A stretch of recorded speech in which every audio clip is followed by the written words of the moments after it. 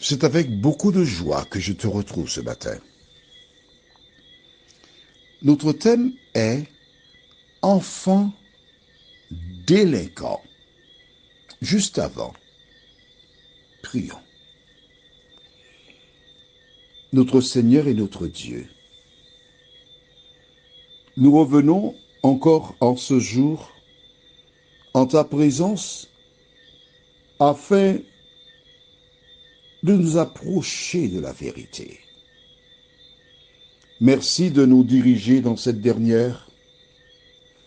Et cet esprit, aide-nous à comprendre la parole.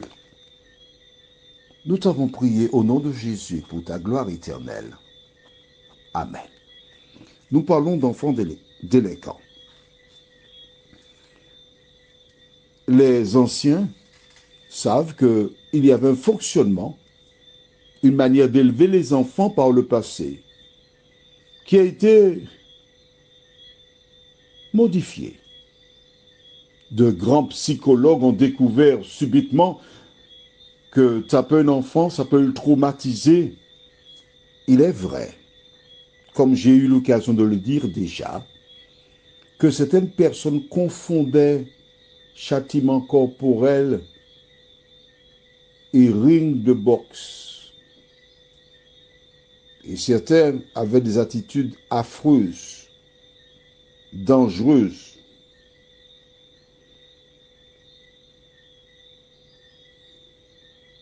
Alors des lois furent votées pour enrayer ces, entre guillemets, ces sauvageries.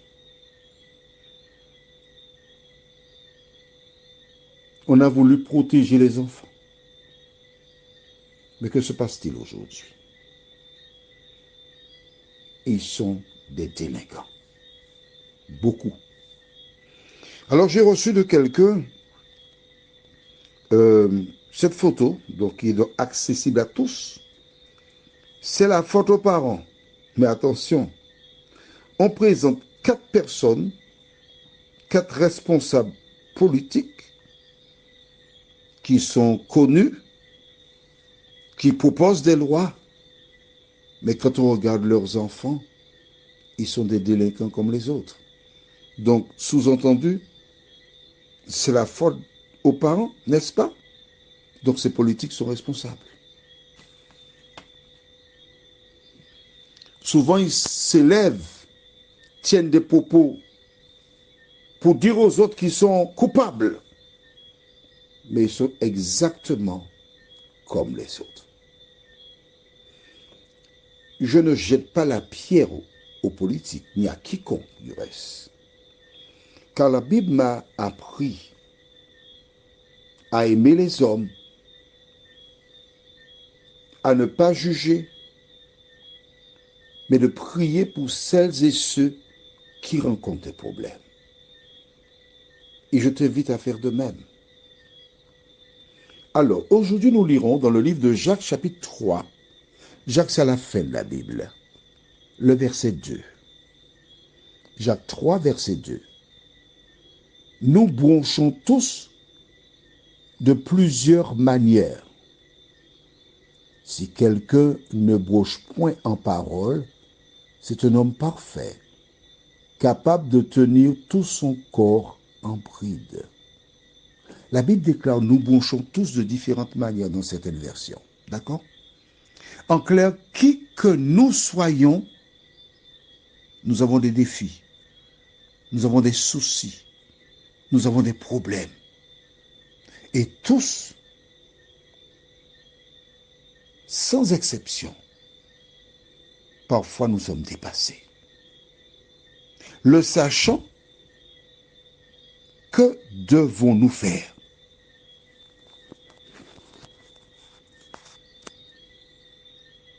Que dois-tu faire? Aux Antilles, nous avons un proverbe que j'aime énormément qui dit, en créole, je vais donner la traduction, ne t'en fais pas. Les dix faits pris en bab camaradou, rousetard. Quand le feu brûle la barbe de ton camarade, arrose ta barbe pour qu'elle ne soit pas brûlée. Mais moi, j'ai changé ce proverbe en ceci. Les dix faits pris en barbe camaradou, coupé tard là. Quand le feu brûle la barbe de ton camarade, coupe ta barbe. Eh oui, si tu n'as pas de barbe, elle ne peut pas brûler. On est d'accord? En conclusion, ce que je voudrais te demander aujourd'hui, qui que tu sois, quand tu vois un enfant, un adulte, une personne quelconque faire quelque chose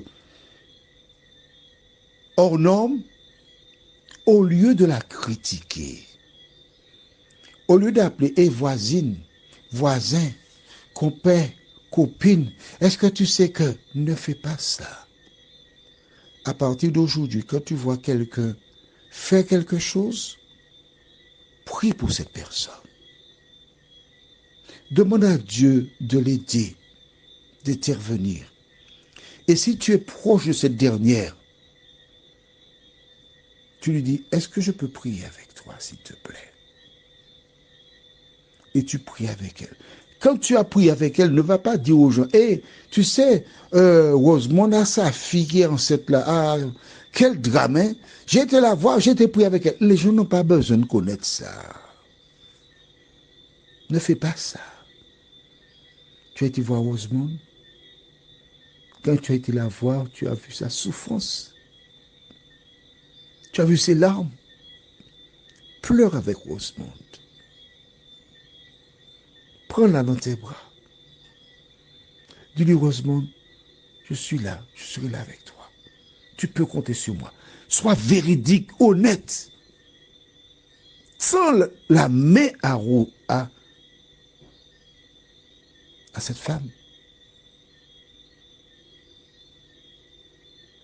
C'est ce que dit la parole de Dieu. Pourquoi? Allons au livre de Ésaïe, chapitre 41. Ésaïe 41, versets 4 à 6. Qui a fait et exécuté ces choses? C'est celui qui a appelé les générations dès le commencement.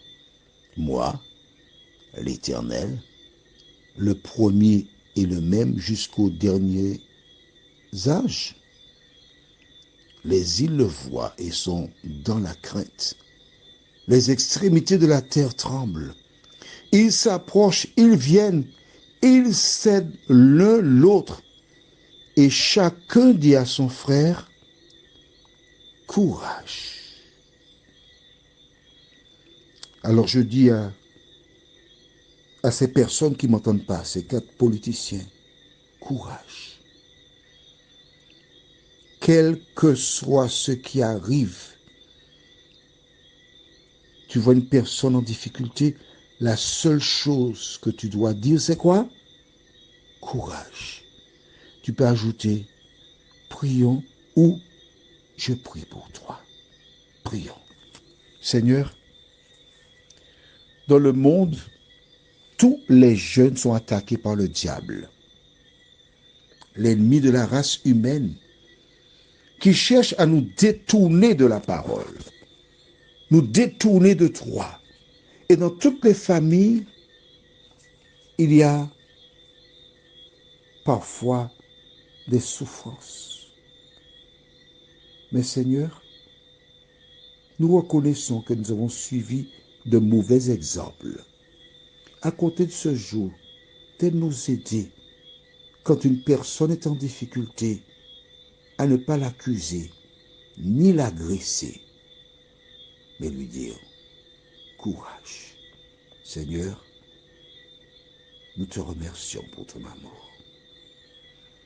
Nous te remercions de visiter ces femmes seules qui élèvent un enfant ou des enfants et qui sont dépassés. Nous te demandons de visiter ces couples qui rencontrent le même type de problème. Permets qu'elles rencontrent des personnes qui pourront les accompagner, les aider.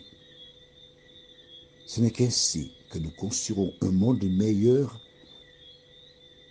à l'image de l'objectif fixé par Dieu, nous t'en prions. Au nom de Jésus et pour ta gloire éternelle. Amen.